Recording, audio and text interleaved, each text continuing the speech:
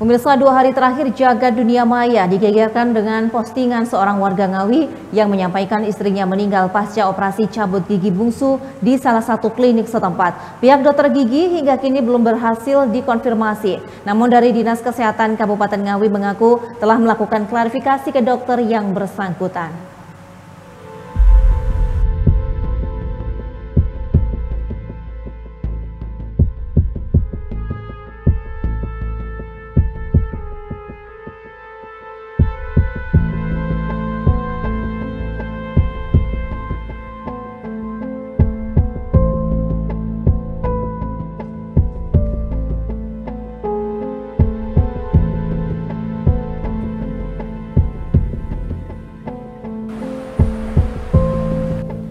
Davin Ahmad Sofyan, 28 tahun, berharap masih akan ada keadilan pasca peristiwa yang dialami istrinya hingga meninggal dunia.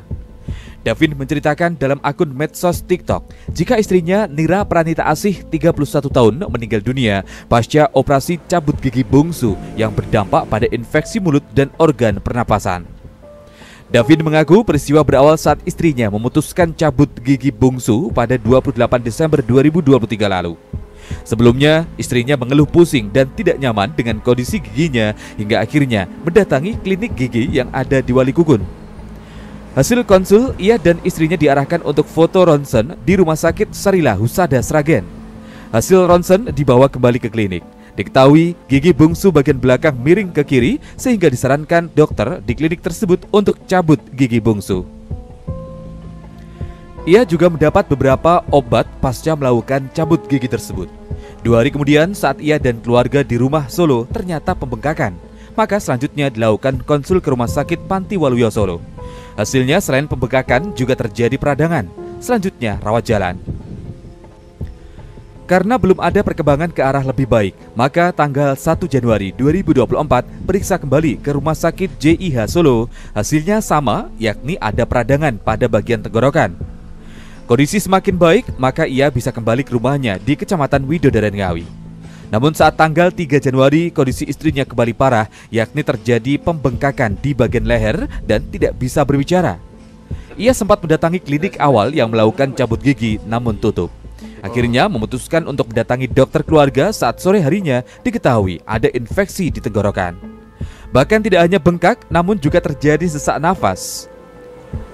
Setelah menginap sehari, selanjutnya disarankan untuk rujuk ke Rumah Sakit Un Kandang Sapi Solo dengan konsul pada dokter bedah mulut dan bedah umum.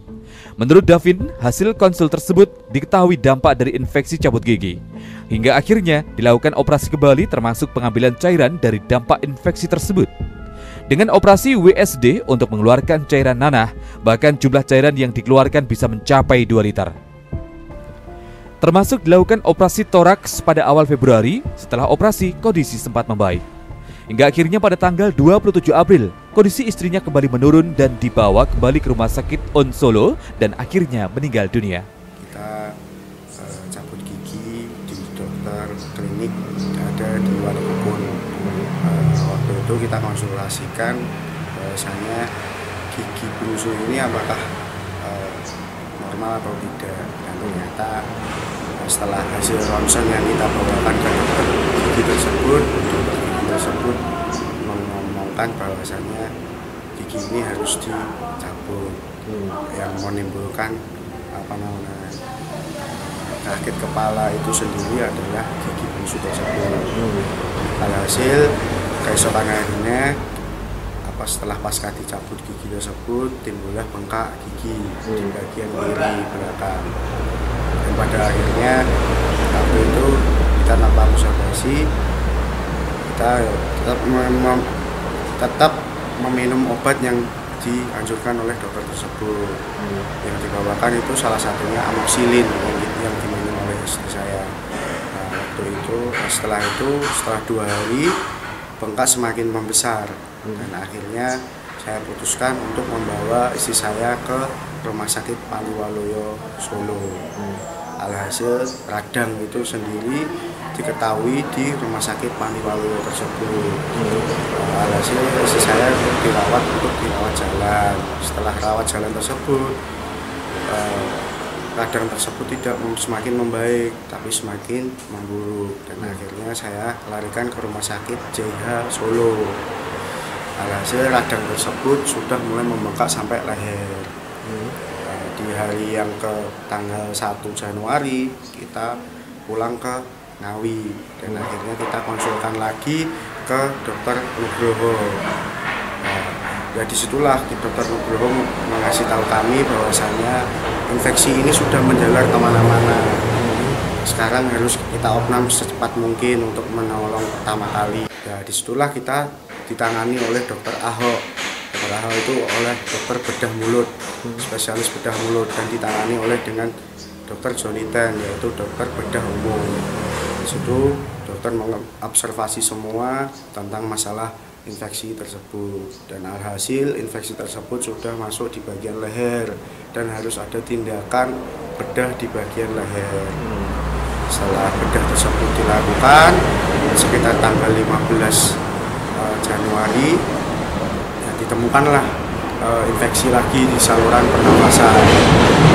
Hasil harus diobservasi dengan adanya cairan-cairan di rongga paru, dan akhirnya observasi itu terjadi, dibikinlah operasi WSD di bagian paru di bagian kanan.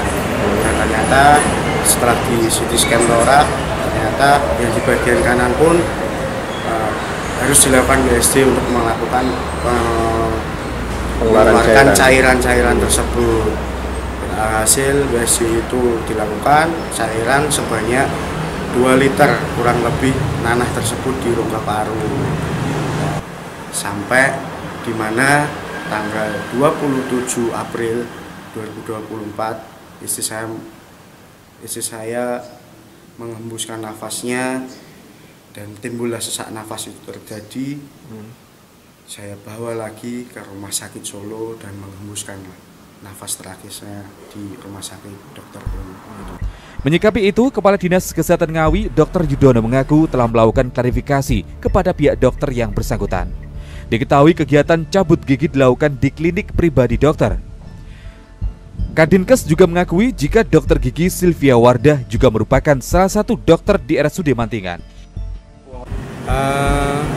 Kami sudah memanggil yang bersangkutan tadi karena kami baru mendapat informasi kemarinnya ya, karena kemarin kami harus dinas luar, nggak bisa ketemunya tadi. Ya, memang secara kronologis kami masih butuh beberapa informasi ya, karena terkait pasien yang ditangani oleh tersebut. Tapi itu belum lengkap sehingga kami belum bisa menyampaikan secara detail. Memang beliau yang menangani ya, yang awal menangani. Tapi untuk yang berikutnya kan ada beberapa dokter yang menangani juga ya, dokter umum, termasuk yang di rumah sakit Dr. Un.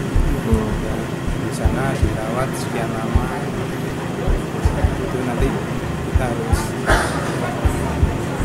mendapatkan informasi yang lengkap. Termasuk tadi juga datang, kita undang juga Dr. Carda sebagai ketua provinsi di Kabupaten. Sementara saat sejumlah media mencoba klarifikasi dengan mendatangi klinik dokter gigi yang ada di Desa Walikukun, Kecamatan Widodaren Ngawi, namun klinik tersebut sepi. Meski ada 2 sepeda motor, namun klinik tutup dan tidak ada yang dapat ditemui. Ito Wahyu, JTV, Ngawi.